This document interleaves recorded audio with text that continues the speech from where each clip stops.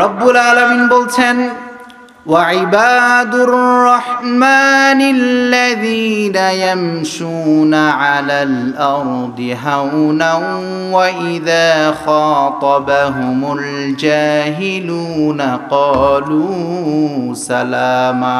পড়েন আল্লাহু আকবার। রব্বুল আলামিন কুরআনুল কারীমের সূরাতুল ফুরকানের আয়াতের মধ্যে জানিয়ে দিচ্ছেন ওয়া ইবাদুর রহমান, রহমানের বান্দা কারা? রহমানের বান্দা যদি প্রকৃত অর্থে হতে চান তাহলে 12টি বৈশিষ্ট্য অর্জন করতে হবে। আওয়াজ করে পড়েন কয়টি? আরো আওয়াজ করে পড়েন কয়টি?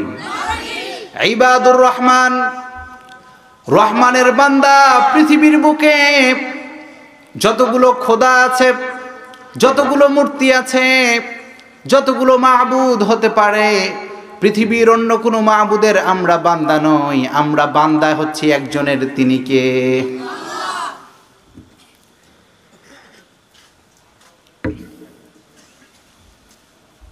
আমরা কার বান্দা? কুসুম গরম পানি দিতে বলেছিলাম, এটা একবারে হিট, কুসুম গরম। তাহলে আমরা হচ্ছি কার বান্দা? ইবাদুর রহমান, আমরা হচ্ছি রহমানের বান্দা। পৃথিবীর বুকে যতগুলো টাইটেল হতে পারে, পৃথিবীর বুকে যতগুলো সার্টিফিকেট হতে পারে, এই রহমানের বান্দা এর চাইতে বড় কোনো সার্টিফিকেট আছে? আপনি প্রিন্সিপাল, প্রাইমারি স্কুলের প্রিন্সিপাল, আপনি প্রিন্সিপাল হাই স্কুলের প্রিন্সিপাল, আপনি কলেজের প্রিন্সিপাল, আপনি ভিসি অব দ্য ইউনিভার্সিটি, আপনি ইউনিভার্সিটির একজন ভিসি, আপনি যে কোনো মাদ্রাসার প্রধান শিক্ষক হতে পারেন।